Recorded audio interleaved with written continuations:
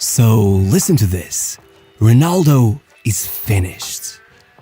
Or at least that's what they have been saying for years. Even back in 2017, 7 years ago, I heard it damn near every day. We were heading towards the 20th match day of the season and he was still stuck with only 4 league goals, and strangely, the fans seemed to be praying for his downfall. Once he came back with 21 goals in 12 matches, completely demolishing all the claims, they were almost disappointed. It reminded me of something someone once said. The one thing they love more than a hero is to see a hero fail, fall, die trying. In spite of everything you've done for them, eventually they will hate you. Ronaldo has been a victim of this phenomenon over and over again, and 99% of the time, if you were just a bit smart about it and managed to keep a cool head, you could see that it wasn't the end. I mean, I never doubted him. Well, except once. Precisely 1 year ago today, for the first time in my life, I looked at my phone and thought, yeah, this is it. It's over. I almost feel bad saying that, but honestly, I feel like a lot of us have forgotten already how bad things got. It's no wonder I thought there was no coming back. This time around, it wasn't like they were just enjoying his downfall. They were actively trying to tear him down, to kill him off. It was a public character assassination. It made no sense. Except it sort of did, because remember, Ronaldo was never supposed to have come back to United. It was only after Sir Alex came in to stop his move to City that the doors opened up for him. After all, the owners of United, the Glazer family, are known for being greedy cheapskates with no love for the sport, to milk the club as much as they can and force players with big wages away. So why would they show any interest in bringing over the most expensive player on the planet? In fact, at the time there were even rumors that Jorge Mendes, Ronaldo's agent, had only approached City as a way to pressure United into making a move. So yeah, I think you see where I'm going. Regardless, to begin with, things were incredible. Even at 36 years of age, Ronaldo showed all the kids in the Premier League how it was done, with 17 goal contributions in his first 18 starts for United. And in the Champions League group stage, he was just out of this world. I mean, I think this is worthy of a little recap. So, first game in, they play Young Boys, Ronaldo opens the score, gets subbed off, and they waste their lead. Second game versus Villarreal, he scores a 95-minute winner. In the third game versus Atalanta, he scores with 9 minutes left to close off a 3-goal comeback. And just weeks later, in their second match against them, they go behind early, he scores in the final minute of the first half to tie the match. They go behind again, and he scores another last-minute goal to tie the match again. And finally, needing a win to finish top of their group and facing Villarreal, the reigning Europa League champions who just the previous year had beat them in the final to take the trophy, Ronaldo again opens the scoring with 12 minutes left on the clock, and he's subbed off with 1 minute to go, receiving a standing ovation. At that moment, the vibe seemed immaculate, but in reality, there was already a problem. By the time that second match versus Villarreal came around, United had already sacked their manager Ole Gunnar Solskjaer and placed Carrick as the interim. And well, even though Ronaldo had just secured their only qualification to the UCL knockout stages in a span of 5 years, right on his first league match in charge, Carrick benched him and ended up settling for only a draw. But even as his permanent replacement Ralf Rangnick watched from the stands as in the very next game Ronaldo scored the brace to earn them a comeback win versus Arsenal, well, I'm guessing he too couldn't learn from the mistakes of others, as once he took over the squad on only second game in charge, he benched Ronaldo against Young Boys, once again settling for a measly draw and nearly ruining all the hard work Ronaldo had put in to secure their place at the top of the group. Over the next month, rumors of a fractured relationship between the two would come up over and over again, and as much as Ronaldo and Rangnick would repeatedly insist they maintained a cordial relationship, once he subbed him off versus Brentford, it couldn't be more evident looking at Ronaldo's body language that something was wrong, and the fact he would only score 1 goal over the next 10 matches would confirm it. However, right after the last of those matches, he was left out of the squad against Man City, supposedly thanks to an injury, but instead of sitting on the stands supporting his team, he got on a plane and flew back to Portugal. As Roy Keane would say, there seems to be something more to this Ronaldo situation. The manager insists on that hip flexor story, but come on, that man is a machine. This story just doesn't add up. You see, once Ronaldo was back from that trip, he seemed oddly rejuvenated, like a weight had been taken off his shoulders. I mean, on his first match back, he scored a hat-trick in a 3-2 win versus Tottenham, which many considered his best performance of the season, and just 3 matches later he was scoring another hat-trick. It seemed like things would finally take a turn for the better, but then, well, his wife went into labor, there were some complications, and one of his twins passed away at childbirth and the other was left struggling in a hospital. This was obviously a devastating situation. His other kids kept asking about the other baby. They had 2 cribs, 2 sets of everything waiting for them back home. His wife admitted that for a while she struggled to even leave the house.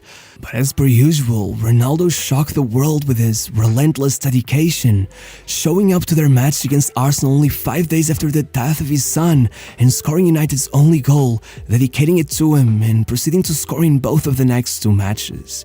Even in the toughest month of his life, he was the Premier League Player of the Month. Everyone was touched by this moment, even Liverpool fans applauded him.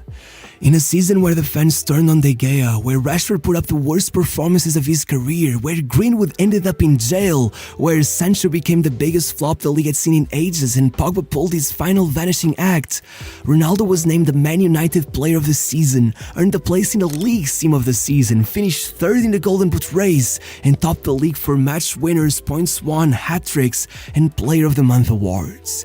And thankfully, with new coach Ten Hag arriving, there was hope things would change for the better. Suddenly, there was a sense of hope floating in the air, but unfortunately, it didn't last long. By mid-July, the fans had grown increasingly frustrated with the fact the club had failed to secure any new signings, and so had Ronaldo, who informed them of his desire to leave. And from this moment on, it all got too much. He just lost his head. The media leveraged one story into a whirlwind of transfer rumors. It was Bayern, then Inter, then PSG, then Chelsea, you name it. Most of the time it took like 2 seconds of active critical thinking to realize that these stories made no sense. But again, with everyone hoping for his demise, who cared? Things only got worse and worse, and once he missed pre-season, it all exploded. Every news outlet seemed determined to convince the world that he was doing it to force his way out of the club, when in reality, it was his baby daughter who once again was in the hospital. And Ten Hag, a manager who initially seemed to love Ronaldo, a manager who repeatedly claimed that he'd love to have him in his squad even when he asked to leave, well, for some reason, he doubted him. He assumed he was lying. According to Ronaldo, the whole club did.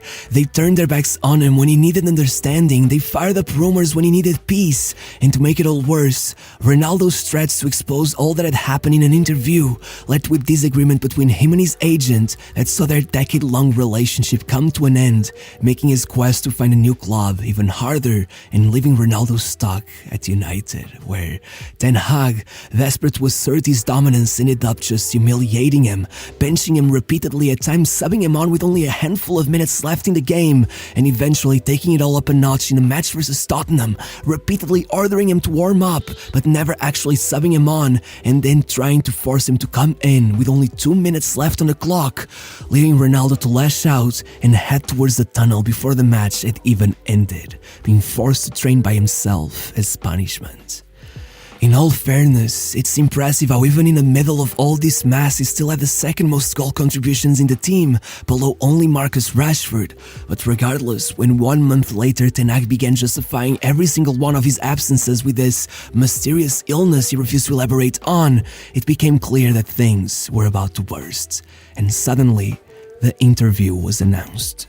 By now, I don't think there's much of a point going in depth about the things Ronaldo said. I mean, this interview was easily the most talked about topic in the world for weeks, but regardless, he pretty much just claimed that he felt he had been betrayed, that right from his arrival a lot of people did not want him there, that Ten Hag didn't respect him, and that indeed the club didn't believe him when he told them his daughter was sick. But above all, he claimed that the club's infrastructures were a decade behind what he had at Juventus and Real, that there had been no investments whatsoever, attacking the Glazers once more, saying that the owners don't care about Man United and referring to it as a marketing club, claiming that they had no chance of closing the gap between them and the other teams in the top 6, and finally adding that if the only way for the club to progress was for him to sacrifice himself, then he would have no problem in being the first one to leave. which became oddly prophetic when, on the very same day that it was announced that his contract had been terminated by mutual agreement, it was also announced that after years and years of protests from the fans, the Glazer family had finally agreed to put up the club for sale. However, I think it's only fair to say that in a lot of ways, this interview backfired. As always, the media machine worked extra hours trying to make Ronaldo look as bad as possible, and with the World Cup starting just 2 days after the termination of his contract, it all got out of hand. At one point, a clip came out of Bruno supposedly ignoring Ronaldo in the locker room, and it all got blown up into oblivion, with the media hounding Bruno until he gave them a statement. And guess what? In the end, it turned out to be nothing. If you just watched the clip with the sound on, you'd quickly realize they were just joking around. But even once that got cleared up, it didn't matter. Every press conference was always Ronaldo, Ronaldo, Ronaldo, no matter how many times he asked the press to stop bothering his teammates with questions about his life. And again, this got to his head. His performances seemed to get worse with each game, and by the time he played South Korea, well, it was a disaster. Not only did he pretty much give a goal away, but he was involved in a couple of really embarrassing misses, and 66 minutes in, the unimaginable happened. Ronaldo was subbed off in a World Cup match, and he looked completely demoralized. And of course, to make matters worse, once again, the media hammed it all up beyond reason, using a clip where he appeared to exclaim, "Why is he in such a hurry to get me out?" to pit him up against manager Fernando Santos, only for it to be proven that Ronaldo was actually just talking about a South Korean player who was trying to rush him off the pitch. Regardless, it didn't matter. For one reason or another, the next match was the first time in 22 years that Portugal started a knockout game without Ronaldo in the starting lineup. It was just one of the lowest moments of his career, and it was made even worse when Portugal pulled off the biggest win in their history, with Ronaldo's replacement Gonçalo Ramos pulling off a hat-trick. Even once Portugal was knocked out, it seemed nothing could take Ronaldo's name off of the headlines, and 12 days after the end of the tournament, the whole Ronaldo frenzy hit another peak. As he announced, he had reached an agreement with Al Nassr in the Saudi Pro League. At the time, this was seen as absolute rock bottom. Some criticized him over his obscene wages that would make him by far the highest paid player in the sport. Others mocked him over the fact that years back he himself had made fun of players for moving to the Middle East. But above all, it felt like he had given up, which was just sad. However, no one could have predicted the next plot twist in this epic drama. I mean, don't get me wrong, for a while things seemed to keep on getting more embarrassing. Though there were some cool moments, and though it was impressive how close he got to the top of the goal scorers table despite only playing the last 3 months of the season, it was hard to make things look good, since by the end of the season, Al Nassr had somehow dropped to second place and had been knocked out of every cup competition. After all, I don't think anyone really expected Ronaldo to finish the year completely trophyless, and it only made it worse that United were actually doing pretty decent. Not only did they finish in the league's top 3, but they even took their first title in years, even if it was only a League Cup.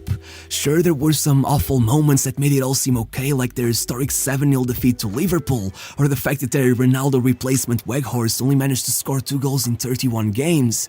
But that was nowhere near enough to silence all the criticism, and even once the first of the league's big signings came in, it took a while for things to get any better. Honestly, for me, the moment I finally began doubting him, feeling like things were truly over, was after those massive preseason defeats to Benfica and Celta de Vigo. I just couldn't see how he could possibly come back from that. But then, well, he shocked the world.